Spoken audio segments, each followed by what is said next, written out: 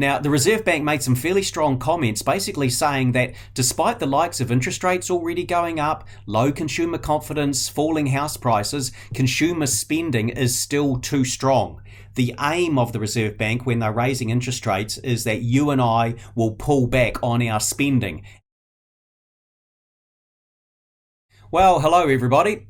We've all just learnt about the Reserve Bank's change in monetary policy. The official cash rate has increased 0.75% to 4.25%, and it seems reasonable to expect that fairly soon we're going to see some increases again in the interest rates being charged by banks for their fixed rate, and obviously most clearly for the floating rate lending as well.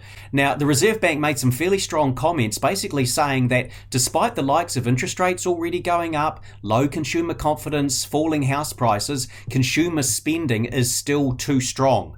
The aim of the Reserve Bank when they're raising interest rates is that you and I will pull back on our spending, and businesses seeing that we were cutting our spending will decide not to put their prices up even if they have had their costs go up. So, obviously there's a lot of suffering from interest rates going up, including profitability in the business sector eventually getting crunched. Now, so far the Reserve Bank is saying they're not seeing enough weakness in consumer spending, so they've basically decided to take the bull by the horns, increase interest rates strongly, and they've increased their prediction for where the peak will be from 4.1% up to 5.5%. Now, that's a big hike, but there's something important to note.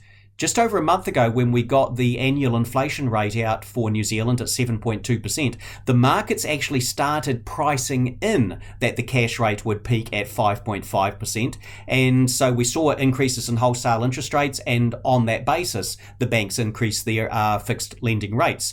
But then we had the good inflation number in the United States. These rates came down again. The common pick for the New Zealand peak fell to 5.1%. Well, now it's back at 5.5% again. We're seeing increases again in bank borrowing costs, but not to all that much above so far where they were in fact about a month ago. So I don't think we're talking about any stratospheric increases in mortgage interest rates here, but quite clearly a bit of extra pain which will send the investors a bit further back into the hills and maybe make the first home buyers just think about things a bit more as well. But here's the thing. I still think we're in the end game for the housing market in terms of prices falling. Prices are still going to go lower, but whereas previously I was thinking maybe it's autumn, the market might start turning, I'm thinking maybe it's towards winter.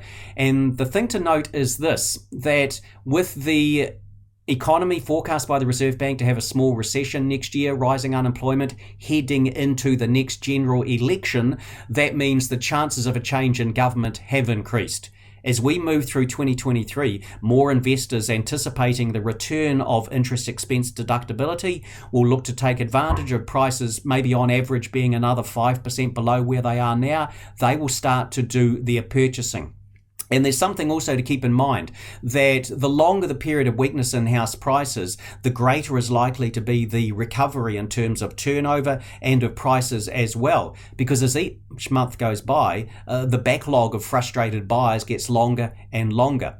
And also just note that New Zealand's labour market is still pretty strong, wages growth is still relatively firm, and the net migration flows for our country are turning out to be better than we expected. Just as we're getting a whole lot of tourists visiting New Zealand now, we do seem to be getting a good number of migrants coming through as well. So look, overall for the moment, the outlook for the housing market, yes, it is still negative, and a little bit more negative than was the case before the Reserve Bank decided that they may as well just really stick the boot in and put interest rates up more quickly than they were previously indicating. But as I'm saying, a lot of this extra hike in interest rates is sort of already factored into the market. So we're not looking at any sort of housing Armageddon there. The cycle is still rolling along, and I'm still anticipating a bottoming out in the next maybe 9 months or so.